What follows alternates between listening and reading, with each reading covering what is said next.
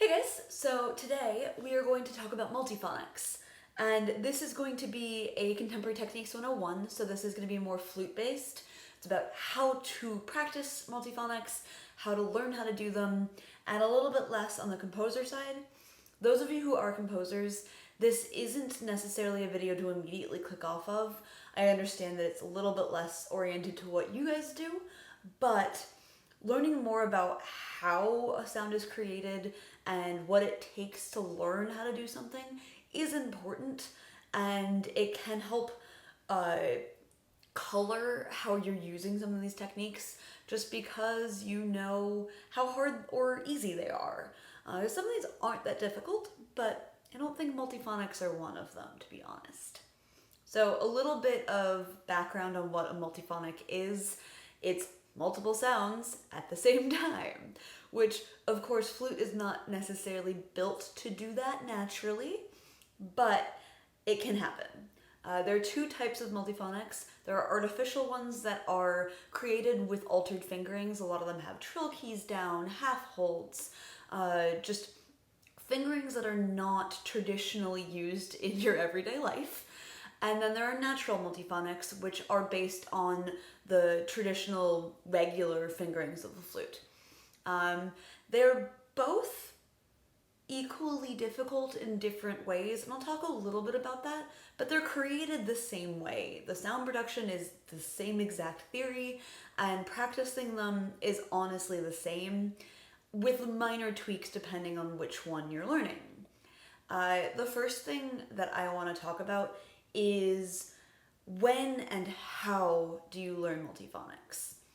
Do you learn them in the context of a piece when you have to, or do you learn them before?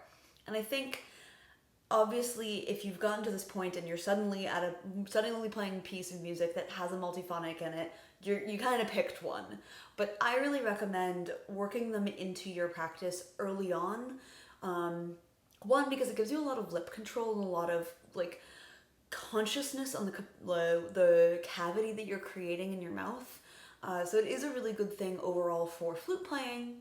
And two, that way when you get to this inevitable piece that has multiphonics in it, you're prepared and you have an idea of how to go about preparing this music without panicking. Because multiphonics are a little bit daunting, at least for me. I personally find including them in my improv and warm-up and my sound practice is the best.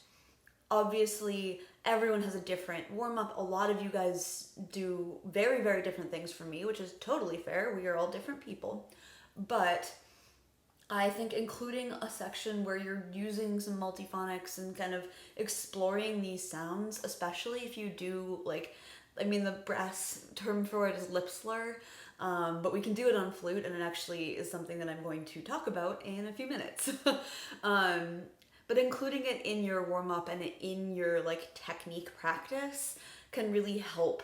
And as I said, it does help build lip strength, and just in general, it can improve your playing. So the basic idea of a multiphonic is to find an airstream and angle that allows multiple pitches to speak at the same time. This makes the most sense if you start with a natural multiphonic, just because you can do these lip slurs that I'm about to talk about. So I think a lot of you probably have experienced, especially when you were younger, there's a point between the first two octaves where you kind of get this noisy sound where it's an octave. Multiphonic speaking is essentially what it is. So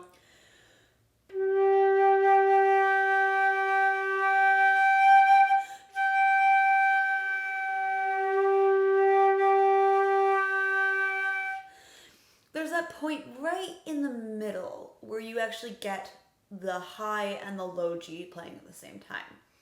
The idea with practicing these is you get comfortable finding that middle as quickly as possible so that you can cause the multiphonic to speak as quickly as possible. One of the things that's hardest with multiphonics is that one of the notes tends to want to speak first. And When you're learning, that's totally fine. It still happens to professionals all the freaking time because they're really hard. But that's like the point of your practice, is to get to the point where the multiphonic speaks when you start the note and not a few milliseconds or seconds later, as the case may be. So, for me, I started just playing those kinds of slurs.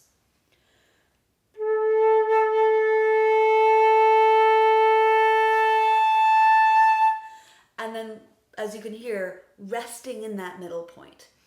Getting comfortable with what that feels like in my face and getting it quicker and quicker, and then maybe not going up to the top or maybe not going down to the bottom depending on which direction I'm going.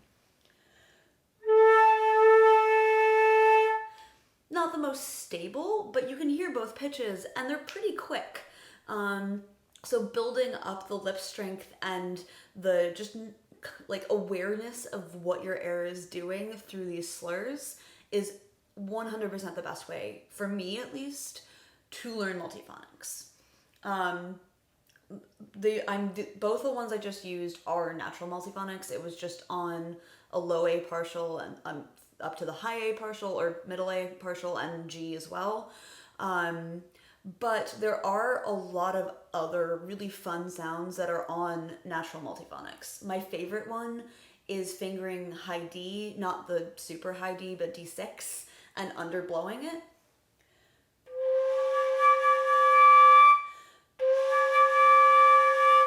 That's a really wonderful multiphonic on my flute, and it sounds great, and it's really easy for me to get, and I don't have to work that hard. I don't actually really practice that one much anymore.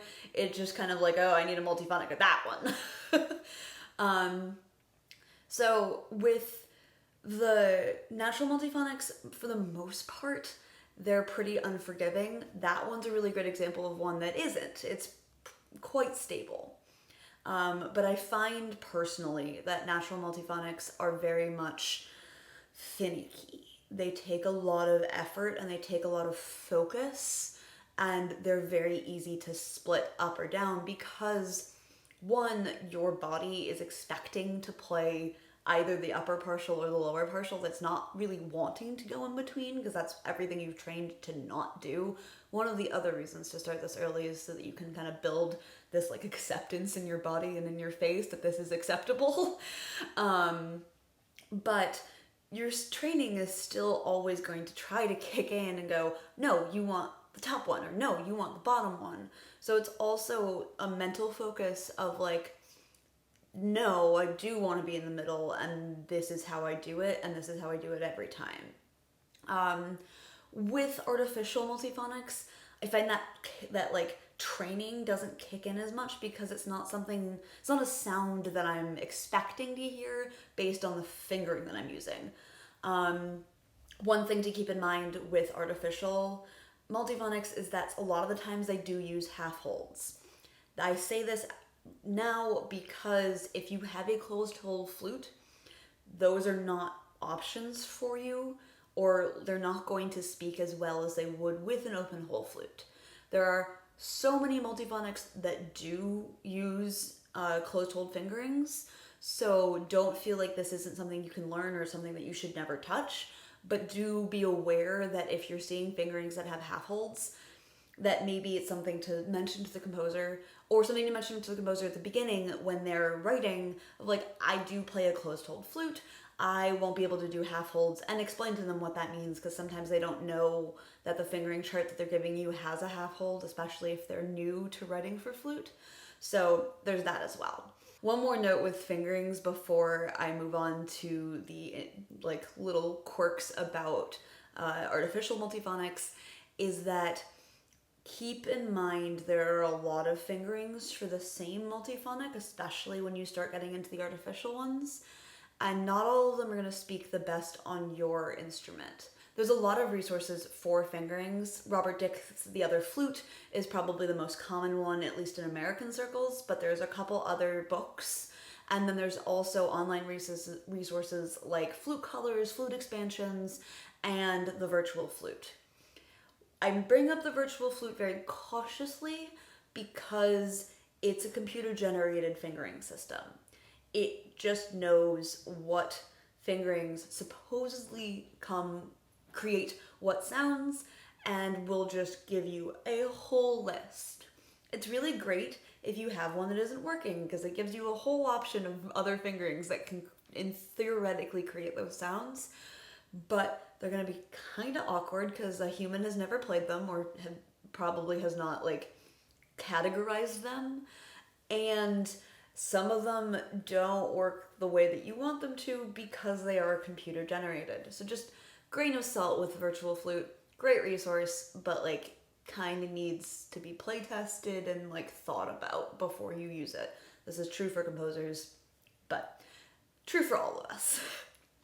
The last thing that I want to cover in this video is, as I said, the quirks around artificial multiphonics.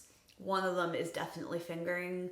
If you're playing like a multiphonic from another note, and it's an artificial fingering, then keep in mind there's probably not going to be the best blend. That is something that you can work towards, but because the pitches are going to change, you're going to hear that sound. So you can do it. It is totally possible. It's just something that you definitely need to practice. And you also need to practice like the fluidity of your fingers. There are some that are not that hard, like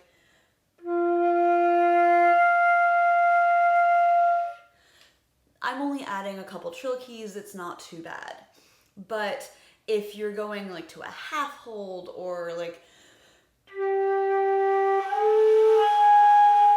obviously that isn't the same bass note, so it's a little harder. You're gonna hear the note change, but you can hear how like there's a very stark beginning to that multiphonic. Obviously, I just kind of pulled these out of my brain, so they're not ones I've practiced, and it shows. With artificial multiphonics, again, the same basic practice is great.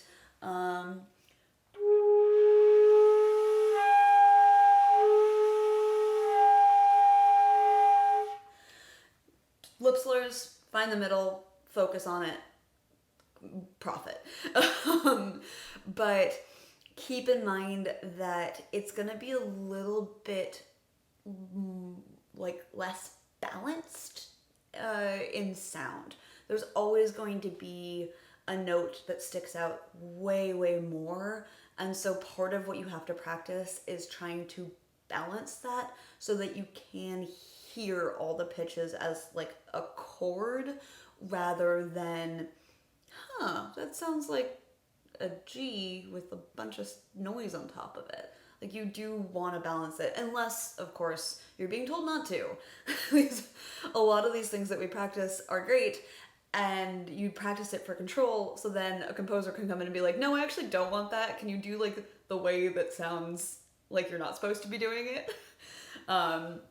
But if you can do it the correct way, I'm not going to say it's actually correct, but if you can do it the preferred way in theory, that means you can do it the other way.